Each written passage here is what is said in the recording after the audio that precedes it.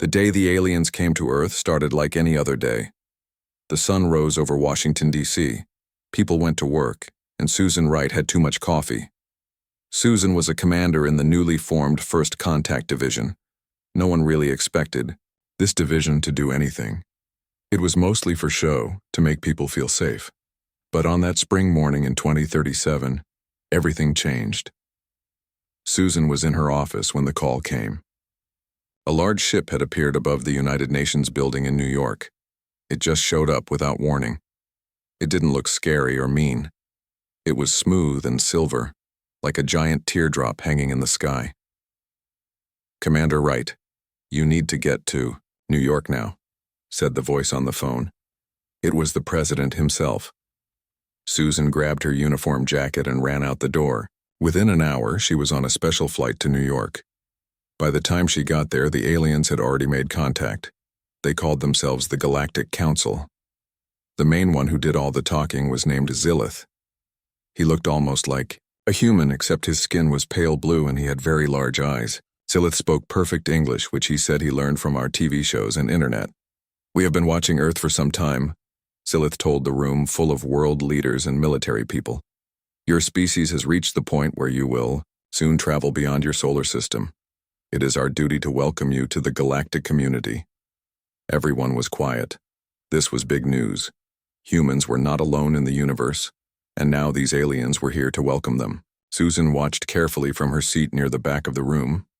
Zillith clapped his hands and two more aliens came forward carrying what looked like a stack of books. But it wasn't books. It was one very big book.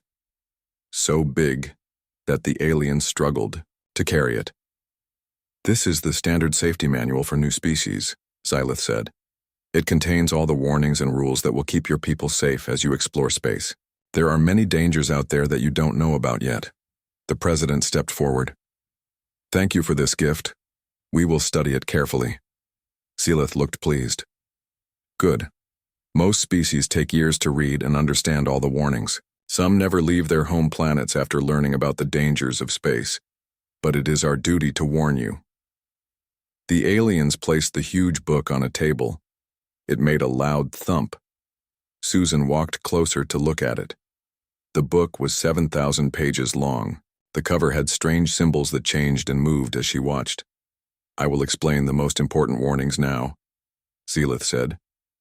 He spent the next 3 hours talking about things like radiation belts, space storms, and strange creatures that lived between the stars. Everyone in the room took notes. Susan filled up her notebook with information about places humans should never go and things they should never touch. When Zillith finished, he looked around the room. "Do you have questions?" Susan raised her hand. "How many species have you given this manual to?" 273 species, Zillith said. "Many choose to stay in their home systems after reading it. This is often the wisest choice." After the meeting, Susan was put in charge of studying the manual. She formed a team of scientists and language experts to translate and understand all the warnings. They worked day and night for weeks. One section talked about a place called the Andromeda Nebula. It said there were clouds of gas there that would melt any ship that tried to pass through. Susan's team marked this area with big red warning symbols on their new star maps. But not everyone at the space agency paid attention to the warnings. A small group of scientists led by Dr. Frank Jones had been planning a mission to study faraway parts of space. When they saw the warning about the Andromeda Nebula, they didn't get scared. Instead, they got curious. "If this gas is so dangerous, maybe we can find a way to use it," Dr. Jones said during a meeting. Susan shook her head. "The manual clearly says to stay away. The aliens have been exploring space for thousands of years. They know what they're talking about." Dr. Jones smiled. "Maybe. Or maybe they just never tried hard enough to solve the problem." 3 months after the aliens' visit, Dr. Jones and his team launched their ship, the Curiosity Unleashed. They didn't tell anyone they were going to the Forbidden Nebula. They just changed course once they were in deep space. Susan found out too late to stop them. She tried to send messages to the ship, but Dr. Jones ignored them. "They're going to die out there," Susan told her boss. The manual was very clear about the danger, but 2 weeks later, The curiosity unleashed sent a message back to Earth. They had gone into the dangerous gas clouds, but they didn't die. Instead, they had collected samples of strange minerals no one had ever seen before, and they had figured out how to use the gas to make more air for their ship. When they returned to Earth, they brought back enough of the new minerals to power the whole planet for a year. They also brought back a new technology that could turn bad air into good air. It would help clean up Earth's pollution. Dr. Jones became a hero. News stories around the world talked about how brave he was. Kids wanted to be like him when they grew up. 1 month later, Zillith's ship returned to Earth. The alien looked upset. "You went to the Andromeda Nebula," he said to Susan. "We told you it was dangerous." Susan nodded. "Yes, you did. But our scientists found a way to make it safe." Zillith blinked his large eyes many times. "This is unusual. Most species follow our warnings." "Humans are curious," Susan explained. "When we're told not to do something, we often want to know why. And then we try to find a way to do it safely." Zillith didn't seem to understand. He reached into his pocket and pulled out a small book. "This is an urgent warning about the Cygnus death vortex. 17 advanced species have been destroyed by it. You must promise to stay away from this area of space." Susan took the book. "I'll make sure everyone knows about the warning." But as Zillith walked away, Susan was already wondering if the death vortex was really as dangerous as he said. And she wasn't the only one thinking that way. Dr. Jones was standing nearby, and he had a look in his eyes that Susan recognized, the look that said, "Challenge accepted." 4 years had passed since aliens first came to Earth. The Galactic Council had given humans 23 more warnings since then. Each warning was more serious than the last. Each warning was about some terrible danger in space. And each warning was ignored by humans. Dr. Alan Reeves sat at his desk at NASA. He had a strange habit. Whenever the aliens gave a new warning, he would mark it with a bright yellow highlighter. Then he would write Expedition Target next to it. His co-workers thought it was funny. Today, Dr. Reeves was looking at the warning about the Cygnus death vortex. The aliens had been very clear. Stay away from this place. It was a strange area in space where gravity didn't work right. Ships would get pulled in and crushed. 17 advanced alien civilizations had lost ships there. But Dr. Reeves didn't see a danger. He saw a puzzle to solve. "If the gravity pulls inward," he told his team, "we need to make a shield that pushes outward." His team worked for months building a special shield for their ship. The aliens said it was impossible to make such a shield. The science didn't work that way, they said.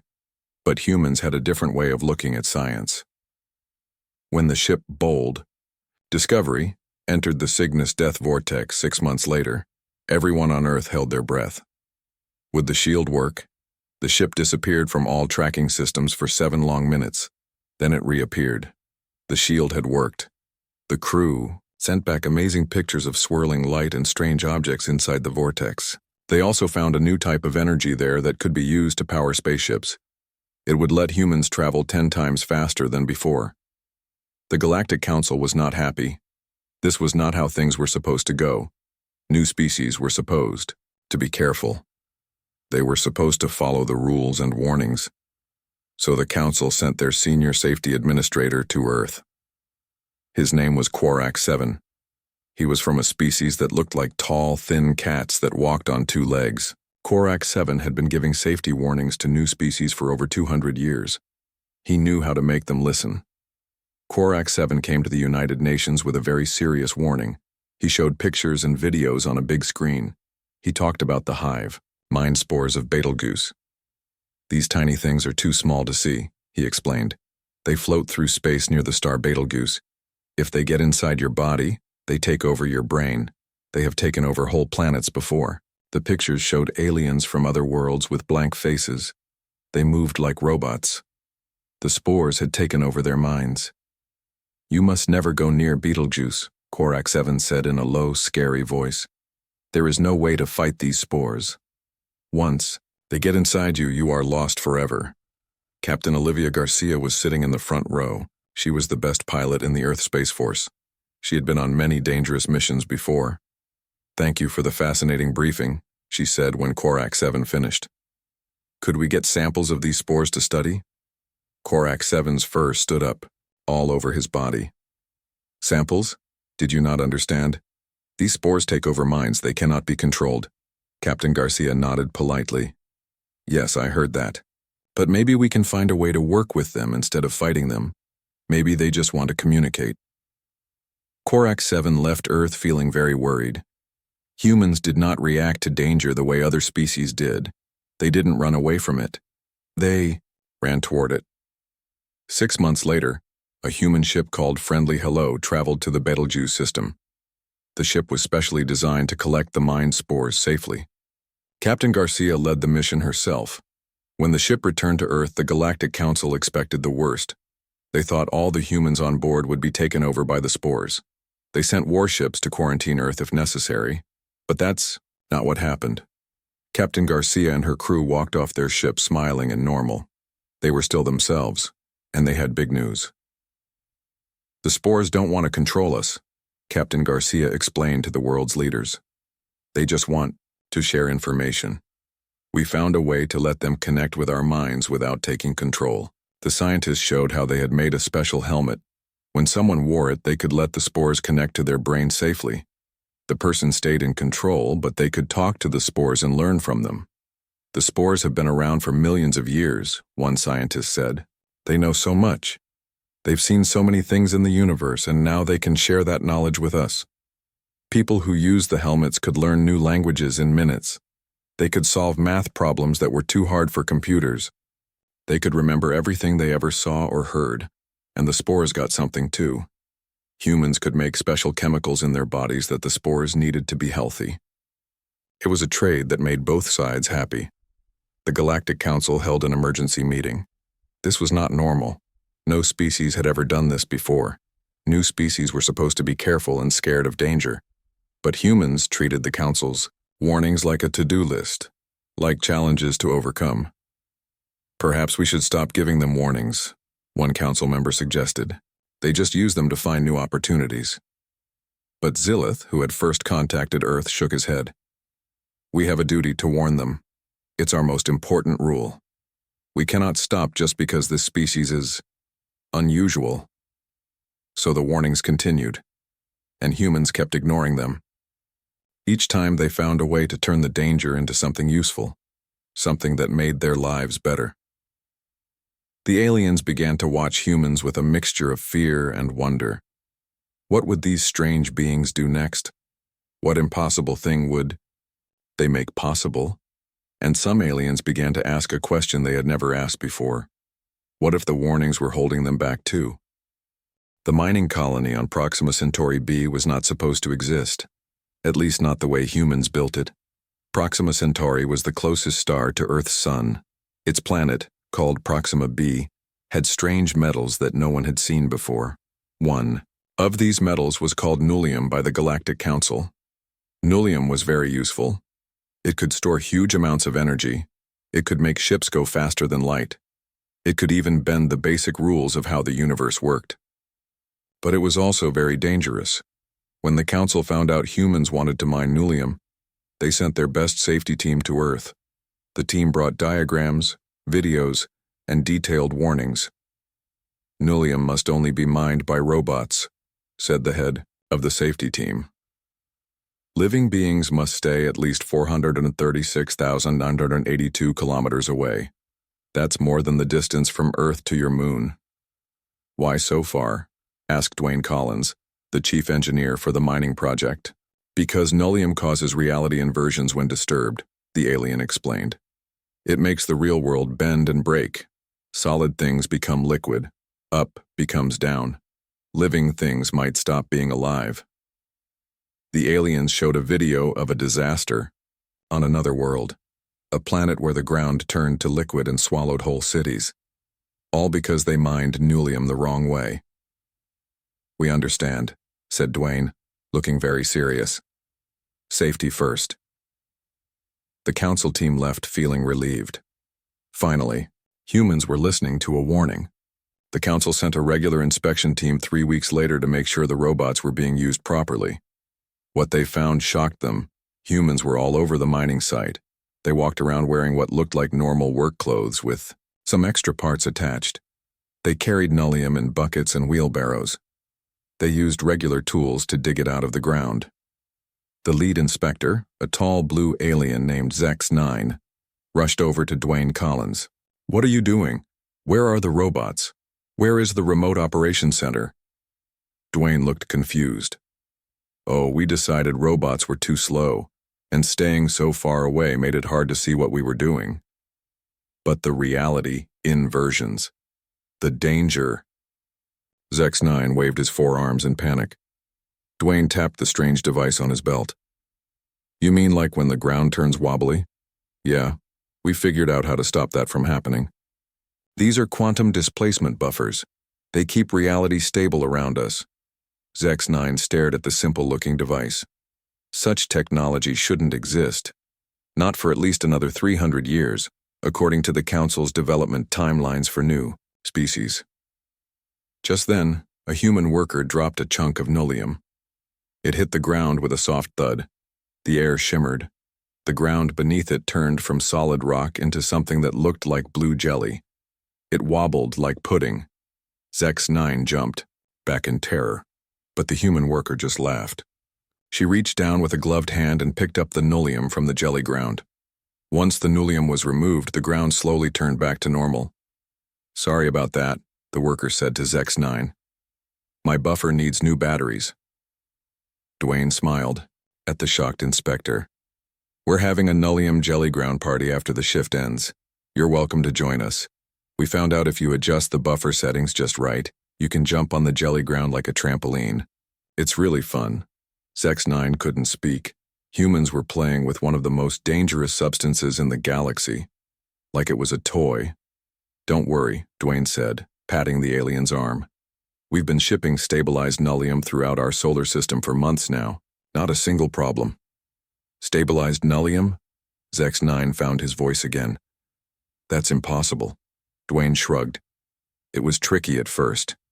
But we found that if you expose nullium to human music, specifically heavy metal and dubstep, the atomic structure settles into a stable pattern. Who would have guessed, right?" Later that day, Zex-9 searched through the human communication network. He found that humans had not only been mining nullium safely, but they had also started using it in new ways. They had built engines that used tiny amounts of nullium to power large ships. They had made medicine that used nullium to heal wounds that wouldn't heal before. There were even human children's toys that used tiny amounts of safe nullium to create miniature anti-gravity playgrounds. Children floated and bounced while their parents watched and took pictures. When Zex-9 returned to the Galactic Council, his report caused a huge stir. This wasn't supposed to happen. New species were supposed to follow warnings, not ignore them, and then do impossible things. "Perhaps humans have special powers we don't understand," one council member suggested. "Maybe they can control reality with their minds." "No," said Zillith, who had first met humans. "I've studied them closely. They don't have any special powers. They're just very good at solving problems, and very bad at accepting limits." "But why aren't they afraid?" asked another council member. "Why don't our warnings scare them?" Korak 7, the senior safety administrator, had been thinking about this question for a long time. "I believe," he said slowly, "that humans experience fear differently than other species. For most of us, fear makes us avoid danger. For humans, fear seems to make them more determined to overcome the danger." The council members looked at each other with worried expressions. If warnings didn't work on humans, what would? How could they keep these strange, fearless beings from hurting themselves? Or worse, from changing things that shouldn't be changed? "I have studied their history," said a small green alien who specialized in cultural studies. "Humans have always done this. On their own world, they were told certain mountains couldn't be climbed, certain oceans couldn't be crossed, certain diseases couldn't be cured. Each time, they proved these warnings wrong." "So what do we do about them?" asked the council leader. No one had a good answer, but they all agreed on one thing: humans were changing the rules of the galaxy. and the council wasn't sure if that was a good thing or a very, very bad thing. Back on Proxima B, Dwayne Collins and his team had just made another discovery. If you combined Nullium with the spores from Betelgeuse, you could create a material that responded to thoughts. They were already designing homes that could change shape based on what the owner wanted. The impossible was becoming possible, and humans were just getting started. The Galactic Council held a special meeting in their grand hall. The room was filled with aliens from hundreds of different worlds. They all came to talk about one thing: humans. They don't react to warnings the way other species do, said Zilax-9, the Council's chief psychologist. When we tell them something is dangerous, they see it as a challenge. When we say something is impossible, they try to prove us wrong. Zilax-9 was a tall, thin alien with skin that changed color based on his mood. Right now he was a worried shade of orange. Perhaps we should stop giving them warnings altogether, suggested one council member. We cannot do that, said Zilith, who had given humans their first warnings. Our most sacred duty is to warn new species about the dangers of the universe. It is our oldest law. The room was quiet for a moment.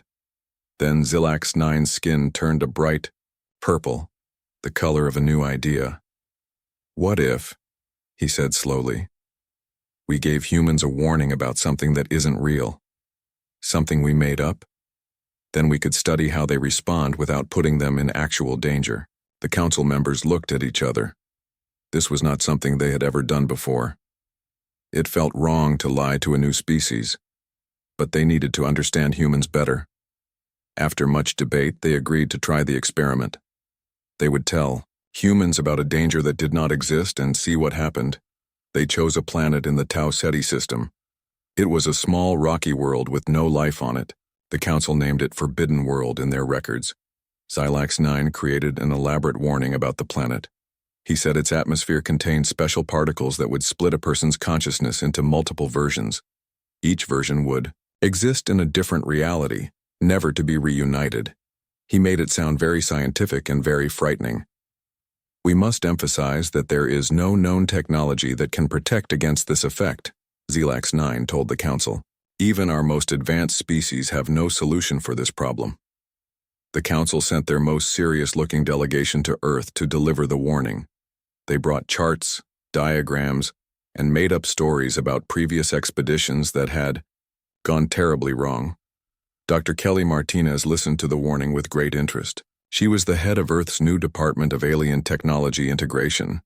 Her job was to take the things humans learned from aliens and find ways to use them on Earth. So you're saying these particles split consciousness across multiple realities? She asked, leaning forward in her chair. Yes, said the alien presenter. The effect is permanent and irreversible. This is why the planet is strictly forbidden to all species. Fascinating, said Dr. Martinez, making notes on her tablet. And you say no technology can prevent this effect? That is correct. Even our most advanced shields cannot stop these particles. When the aliens left, Dr. Martinez called an emergency meeting with her team. But it wasn't the kind of emergency meeting the aliens expected. She wasn't warning her team to stay away from Forbidden World. She was planning an expedition to go there. If these particles can split consciousness across realities, just think what we could learn, she told her excited team. We could communicate, across dimensions, explore multiple timelines at once. But the alien said there's no way to protect against the effect, one team member pointed out. Dr. Martinez smiled.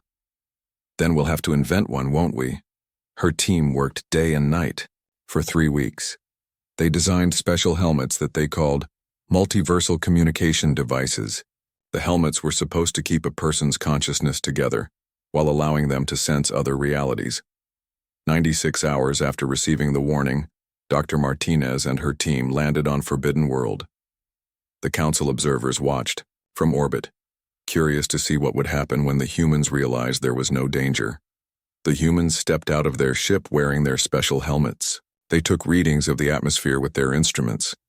They walked around the rocky landscape, looking excited and nervous at the same time. After several hours, Dr. Martinez took off her helmet. Nothing happened. She didn't split into multiple versions of herself. There was no danger, just as the council knew. But instead of being relieved, Dr. Martinez looked disappointed. She put her helmet back on and spoke into her radio. No sign of the quantum particles the aliens described. Let's set up the base camp and begin testing the atmosphere more thoroughly. They must be here somewhere. For 3 weeks, the humans searched the planet. They dug into the ground, climbed the mountains, and tested the air everywhere they went.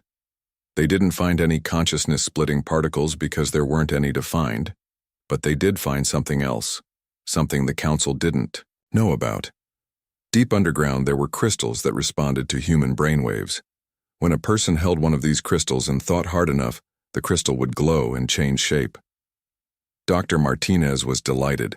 These crystals might be even better than what we came here for. They respond directly to thought patterns. Her team studied the crystals day and night. They found ways to grow them, shape them, and use them to build new technology. By the time they left Forbidden World, they had created the first prototypes of thought-controlled machines. When they returned to their ship to leave, they found a message waiting for them from the Galactic Council. It asked if they had experienced any consciousness-splitting effects on the planet. Dr. Martinez smiled as she wrote her reply. Thank you for directing us to Tau Ceti. Although we didn't find your quantum particles, we discovered how to artificially create the consciousness-splitting effect you described. The first human trials of controlled consciousness division have been successful. Would your species like to volunteer for the next phase of testing? She didn't mention the thought-responsive crystals. Some discoveries, she decided, humans would keep to themselves for now. When the council received her message, they were speechless. The humans had not found the danger because it wasn't real, but they had invented it anyway. They had created a technology to do something that the council had only imagined as a frightening story.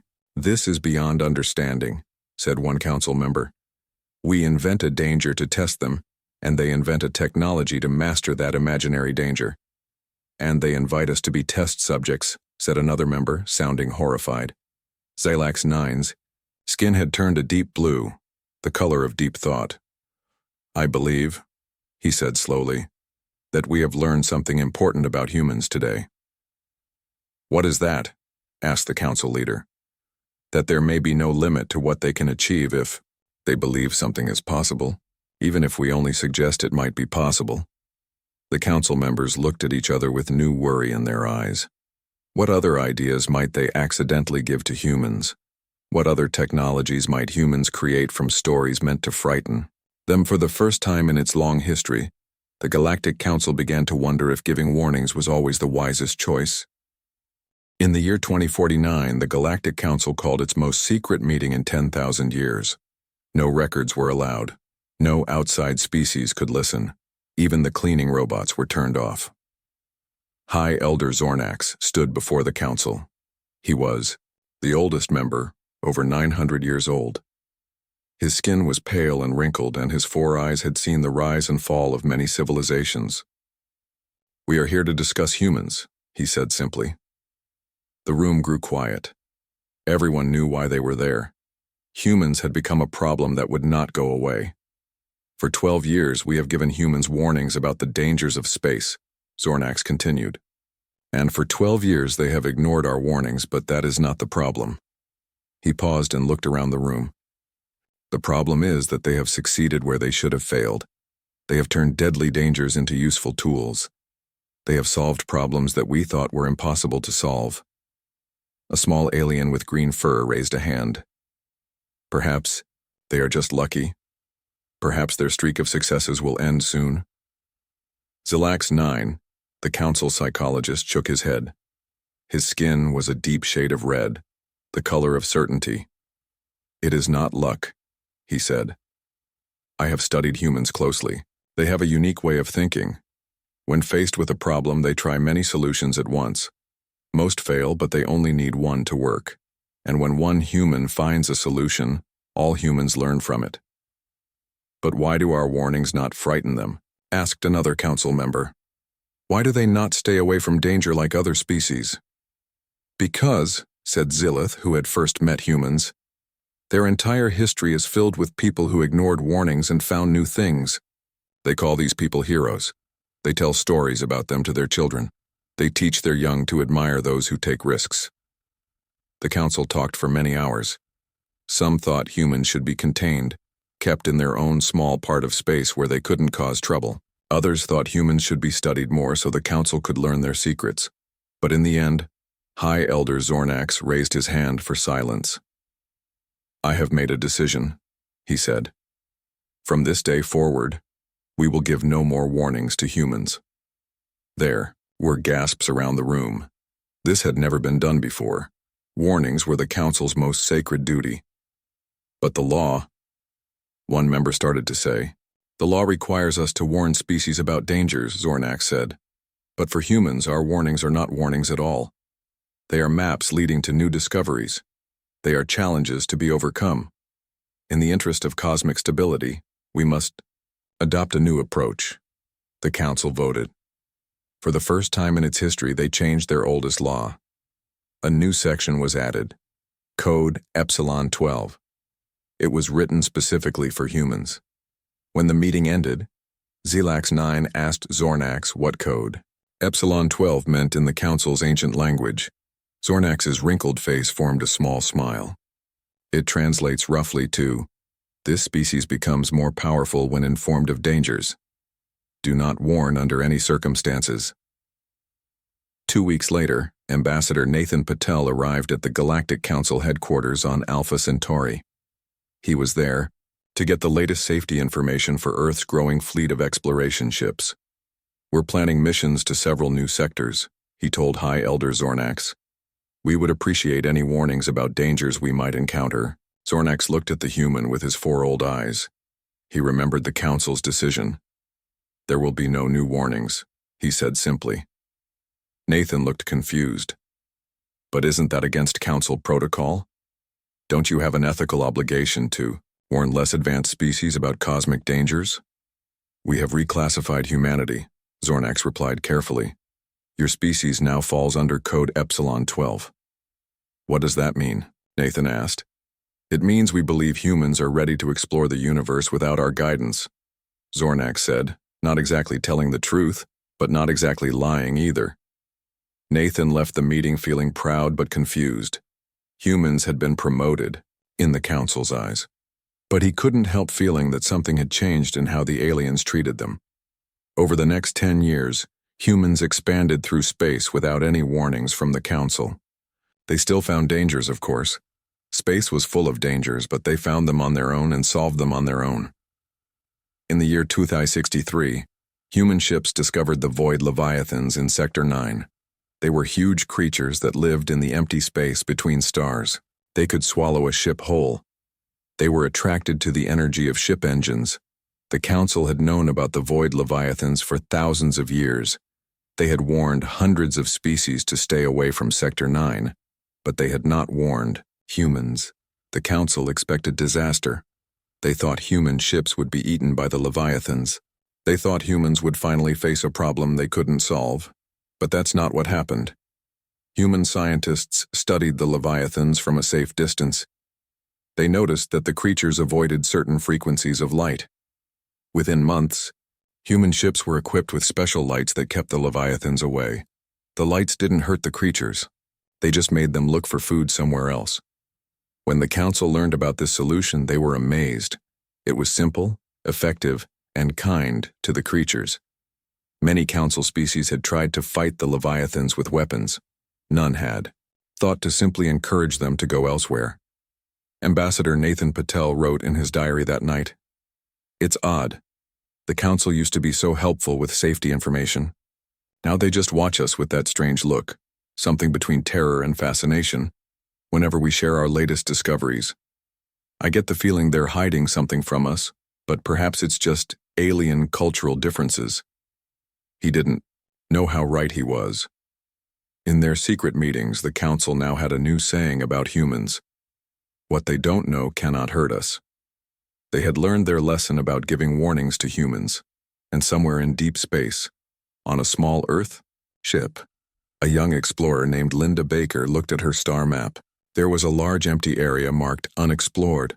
"I wonder what's out there," she said to her crew. "Only one way to find out," her friend replied with a smile. The ship changed course, heading into the unknown. They had no warnings, no guidelines, no rules to follow, and somehow that made the journey even more exciting. High Elder Zornax, watching from far away with his special viewing screen, saw the ship change direction. He sighed and shook his old head. "Good luck, humans," he whispered, though they couldn't hear him. "I think you'll need it, but then again you always seem to make your own luck, don't you?" The human ship grew smaller on his screen, heading towards something the Council had never dared to explore. Zornax wasn't sure whether to be worried or hopeful. Perhaps, he thought, humans would teach the galaxy that some warnings were worth ignoring after all. Perhaps some dangers were really just opportunities that no one had been brave enough to take.